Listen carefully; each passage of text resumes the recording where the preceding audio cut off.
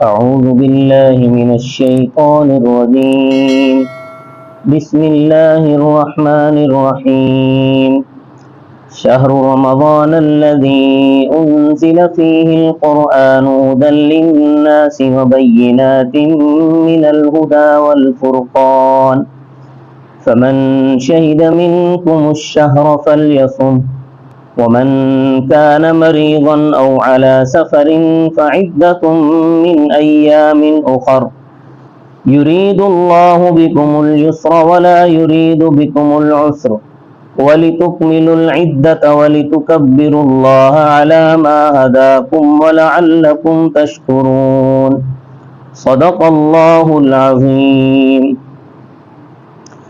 فرمایا شہر رمضان، رمضان کا مہینہ، الذی انزل فیہ القرآن، وہ مبارک مہینہ ہے کہ اس میں قرآن کریم اتارا گیا ہے۔ قرآن کریم رمضان کی آخری راتوں میں جو طاق رات ہے اس میں لوح محفوظ سے آسمان دنیا پر پورا کا پورا نازل فرمایا گیا۔ لوح محفوظ سے آسمان دنیا پر ایک مقام ہے، آسمان دنیا پر ایک مقام ہے جس کا نام ہے بیت العزت، بیت العظمت۔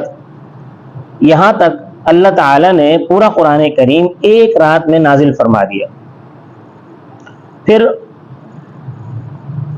یہ جو قرآن کریم میں ہے کہ شہر رمضان الذی انزل فیہ القرآن، کہ رمضان وہ مہینہ ہے جس میں قرآن کریم نازل کیا گیا، تو اس سے مراد یہ نزول ہے کہ جو لوح محفوظ سے آسمان دنیا پر بیت العزت اور بیت العظمت کے مقام پر اتارا گیا۔ پھر اس بیت العزت اور بیت العظمت سے حضرت صلی اللہ علیہ وسلم کی ذات گرامی پر 23 سال میں تھوڑا تھوڑا کر کے نازل ہوتا رہا۔ سب سے پہلے جبل نور کی چوٹی پر، جس کو پہلے فاران کی چوٹی کہا جاتا تھا، یعنی پہلی کتابوں میں جبل نور کا نام فاران تھا، اب اس کو جبل نور کہتے ہیں۔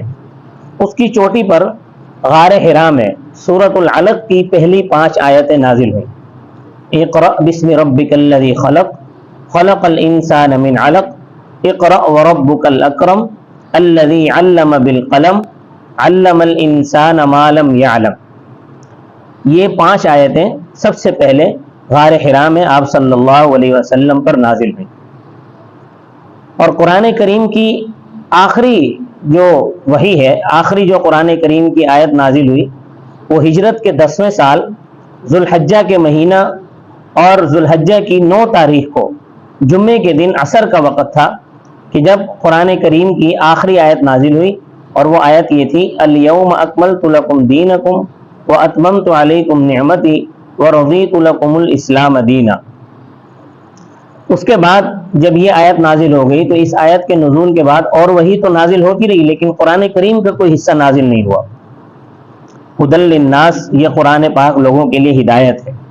یہ ہدایت اس شخص کے لیے ہے کہ جس کا ذہن بالکل خالی ہو، لیکن جس کے ذہن میں اور چیزیں بھری ہوئی ہوں، دل میں اور چیزیں بھری ہوئی ہوں، تو اس کے لیے یہ قرآن اس کو کوئی فائدہ نہیں دیتا۔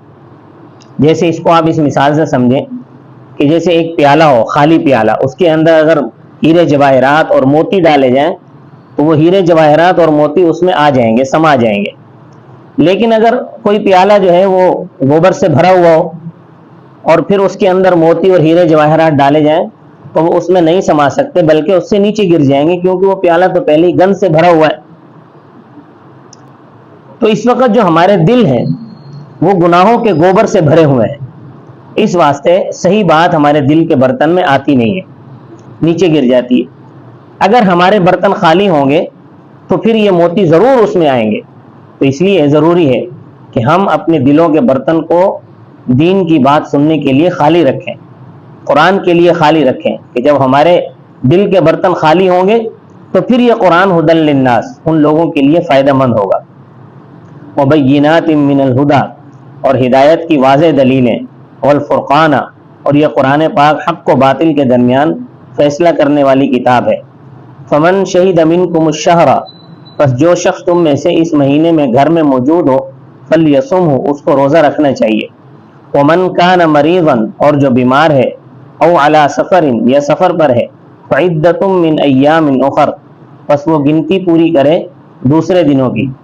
یعنی جتنے روزے سفر میں چھوٹ گئے یا بیماری میں چھوٹ گئے تو اتنے اس کو بعد میں رکھنے پڑیں گے۔ سفر سے واپس آ جائے تو اس کے بعد وہ روزے رکھ لے، بیماری جب ختم ہو جائے، اللہ پاک صحت عطا فرما دے تو صحت میں وہ روزے رکھے۔ یرید اللہ بکم الیسر، اللہ تعالیٰ تمہارے بارے میں آسانی کا ارادہ فرماتے ہیں۔ دیکھو یہ کتنی بڑی آسانی ہے۔ اگر اللہ تبارک و تعالیٰ یہ حکم دے دیتے کہ بیمار ہو تو کوئی بات نہیں، بیمار رہو لیکن روزے رکھو چاہے مر جاؤ، تو یہ کتنی بڑی پریشانی کی بات تھی، کتنی بڑی مشکل کی بات تھی۔ اسی طرح سفر میں بھی روزہ نہ رکھنے کی اجازت دے دی۔ اگر اللہ تعالیٰ یہ حکم دے دیتے کہ آپ سفر میں ہو، جیسی بھی مشکلیں آئیں، جیسی بھی مصیبتیں آئیں سفر میں، لیکن روزہ رکھنا ہے، روزہ نہیں چھوڑنا، تو کتنی بڑی تنگی ہو جاتی۔ لیکن اللہ تبارک و تعالیٰ فرماتے ہیں یرید اللہ بکم الیسر، اللہ تعالیٰ تمہارے بارے میں آسانی کا ارادہ فرماتے ہیں۔ ولا یرید بکم العسر، اور تمہارے بارے میں رب تنگی کا ارادہ نہیں فرماتے۔ دیکھیں اللہ تبارک و تعالیٰ انسان کے لیے تنگی کا ارادہ نہیں فرماتے۔ کوئی ایسی عبادت اللہ تبارک و تعالیٰ نے لازم نہیں فرمائی جس میں انسان تنگی محسوس کرے۔ وہ الگ بات ہے کہ ہم خود نماز پڑھنے میں تنگی محسوس کرنے لگتے ہیں، روزہ رکھنے میں تنگی محسوس کرنے لگتے ہیں، زکوٰۃ دینے میں ہم تنگی محسوس کرتے ہیں، یہ ہمارے اپنے نفس کا قصور ہے، ورنہ اللہ تبارک و تعالیٰ نے ایسی کوئی عبادت لازم نہیں فرمائی کہ جس سے انسان کو تنگی ہو۔ وَلِتُكْمِلُوا الْعِدَّةَ، اور یہ دوسرے دنوں میں روزہ قضا کرنے کا حکم اس واسطے ہے تاکہ تمہارے روزوں کی گنتی پوری ہو، تاکہ تم روزوں کی گنتی پوری کرو۔ یعنی جتنے روزے تم نے بیماری یا سفر میں چھوڑے ہیں ان کو رکھ لو تاکہ تمہارے روزے 29 یا 30 پورے ہو جائیں۔ وَلِتُكَبِّرُوا اللَّهَ، تاکہ تم اللہ تعالیٰ کی بڑائی بیان کرو، عَلَىٰ مَا هَدَاكُمْ، اس چیز پر جو رب نے تمہیں ہدایت دی ہے۔ ہر وقت اللہ تبارک و تعالیٰ کی حمد و ثنا کرنی چاہیے۔ حدیث پاک میں آتا ہے کہ 4 کلمے بڑے بہترین ہیں، اور وہ 4 کلمے ہیں سبحان اللہ والحمد للہ ولا الہ الا اللہ واللہ اکبر۔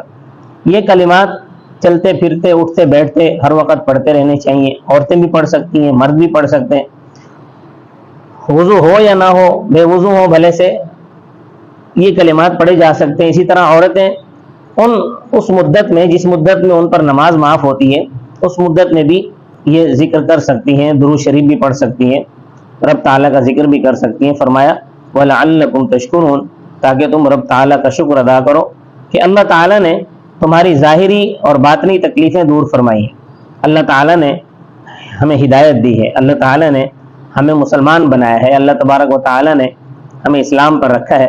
تو ہمیں ساتھ ساتھ اپنے آپ کو اسلام پر قائم رکھنے کی بھی اللہ سے توفیق مانگتے رہنا چاہیے، اور اس پر اللہ تبارک و تعالیٰ کا شکر بھی ادا کرتے رہنا چاہیے کہ اللہ تبارک و تعالیٰ نے ہمیں یہ نعمتیں عطا فرمائی ہیں۔ اللہ تبارک و تعالیٰ مجھے اور آپ کو قدر کرنے کی توفیق عطا فرمائے۔ وما علینا الا البلاغ المبین۔